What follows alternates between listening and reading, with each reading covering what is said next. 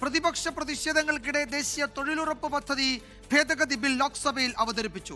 കൃഷിമന്ത്രി ശിവരാജ് സിംഗ് ചൗഹാനാണ് ബിൽ അവതരിപ്പിച്ചത്. പ്രിയങ്ക ഗാന്ധിയുടെ നേതൃത്വത്തിൽ ബില്ലിനെ പ്രതിപക്ഷം ശക്തമായി എതിർത്തു.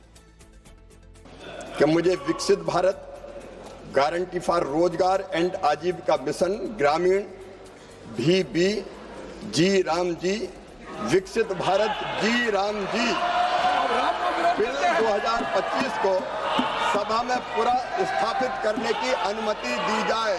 जी राम जी। मेरा जो इस बिल पर ऑब्जेक्शन है सर, ये जो कानून है इसके तहत हमारे गरीब भाई बहनों को जो रोजगार की कानूनी गारंटी मिलती है, जो अधिकार मिलता है, वह इस योजना में मांग के आधार पर संचालित होता है। इसके साथ साथ केंद्र से इसके लिए जो पूंजी जाती है वो भी मांग पर आधारित होती है। यानी कि इस योजना के लिए जितने पैसे जहां भेजने हैं, कितने भेजने हैं, वह जमीनी परिस्थितियों पर आधारित होता है और मांग के आधार पर निर्धारित होता है.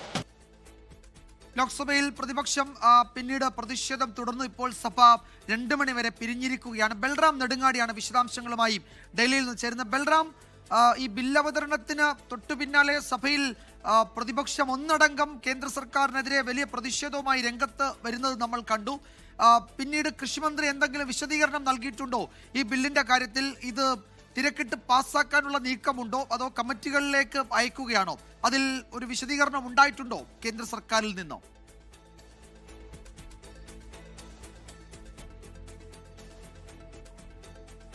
വിജയകുമാർ, സമീപകാലത്തെ ഏറ്റവും വലിയ പ്രതിപക്ഷ പ്രതിഷേധത്തിനാണ് ഇന്ന് ലോക്സഭ സാക്ഷ്യം വഹിച്ചത്. ബില്ല് അവതരിപ്പിച്ച ഉടൻ തന്നെ ബില്ലിൽ എതിർപ്പുമായി പ്രതിപക്ഷാംഗങ്ങൾ രംഗത്തെത്തുകയായിരുന്നു. പ്രിയങ്ക ഗാന്ധി തന്നെയാണ് പ്രധാനമായും ബില്ല് അവതരണത്തെ എതിർത്ത് സംസാരിച്ചത്. ബില്ല് ഭരണഘടനാ വിരുദ്ധമാണ് എന്നും മഹാത്മാഗാന്ധിയുടെ പേര് ഈ ബില്ലിൽ നിന്നും എടുത്തു മാറ്റുന്നത് അടക്കമുള്ള കാര്യങ്ങൾ ഉയർത്തിക്കൊണ്ടാണ് പ്രിയങ്ക ഗാന്ധി ഈ ബില്ലിനെ എതിർത്തത്. കൂടാതെ ബില്ലിലെ വ്യവസ്ഥകൾ സംബന്ധിച്ചും പ്രിയങ്ക ഗാന്ധി എതിർപ്പ് ഉന്നയിച്ചു. തൊഴിൽ ദിനങ്ങൾ 100-ൽ നിന്നും 125 വർദ്ധിപ്പിക്കുന്നു എങ്കിൽ പോലും അത് സംസ്ഥാനങ്ങൾക്ക് മേൽ വലിയ ബാധ്യത വരുത്തി വയ്ക്കുന്നതാണ് എന്നും ഫെഡറൽ തത്വങ്ങൾക്ക് വിരുദ്ധമാണ് എന്നും പ്രിയങ്ക ഗാന്ധി ലോക്സഭയിൽ ഉന്നയിച്ചു.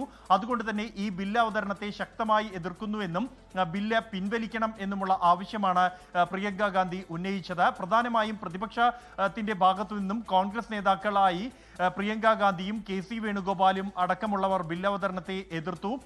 ഈ ബില്ല് അവതരണം ഇത്തരത്തിൽ ഒരു ബില്ല് മഹാത്മാഗാന്ധിയുടെ പേര് മാറ്റിയ ബില്ല് അവതരിപ്പിച്ച വ്യക്തി എന്ന നിലയിലായിരിക്കും നിങ്ങളെ ചരിത്രം ഓർക്കുക എന്ന് KC വേണുഗോപാൽ പറഞ്ഞു. അതേസമയം സമാജ്വാദി പാർട്ടിയും DMK അടക്കമുള്ള പാർട്ടികളും RSP അംഗം NK പ്രേമചന്ദ്രനും ഈ ബില്ല് അവതരണത്തെ അതിശക്തമായി തന്നെ എതിർക്കുകയാണ് ഉണ്ടായത്. ഇതിൽ സഭാ ചട്ടങ്ങളും ഒപ്പം തന്നെ ഭരണഘടനാ അനുച്ഛേദം 348 ഉയർത്തി കാണിച്ചുകൊണ്ട് ഇത്തരത്തിൽ ബില്ലുകൾ കൊണ്ടുവരുമ്പോൾ അതിന് ആംഗലേയ ഭാഷ അല്ലെങ്കിൽ അത്തരത്തിലുള്ള ടൈറ്റിലുകളാണ് നൽകേണ്ടത് എന്ന സഭാ ചട്ടങ്ങളിലും ഭരണഘടനയിലും വ്യക്തമാക്കുന്നുണ്ട് എന്ന കാര്യം ഉന്നയിച്ചുകൊണ്ടാണ് NK പ്രേമചന്ദ്രൻ ഈ ബില്ല് അവതരണത്തെ എതിർത്തത്. ഒപ്പം തന്നെ ഈ രാഷ്ട്രപിതാവിന്റെ പേര് മാറ്റിക്കൊണ്ടുള്ള തീരുമാനവും ശക്തമായി തന്നെ NK പ്രേമചന്ദ്രനും എതിർത്തു.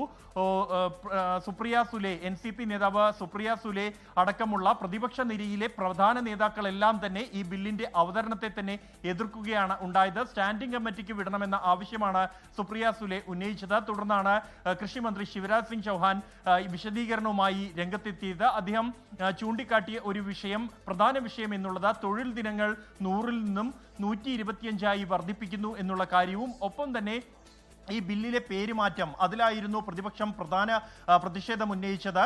മഹാത്മാഗാന്ധിയുടെ പേര് മാറ്റിക്കൊണ്ട് ജി റാം ജി എന്ന പേര് ബില്ലിന് നൽകിയതിനെയാണ് എതിർത്തത്.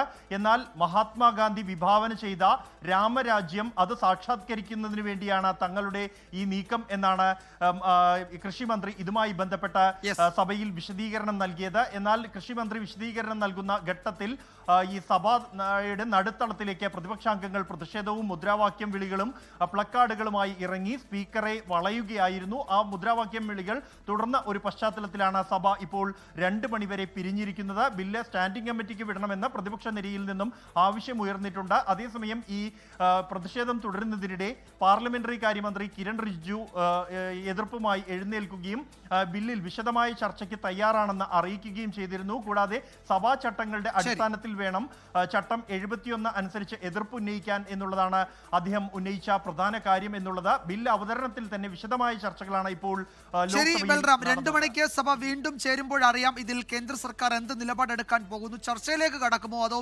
സ്റ്റാൻഡിംഗ് കമ്മിറ്റിക്ക് വിടുമോ എന്നത്.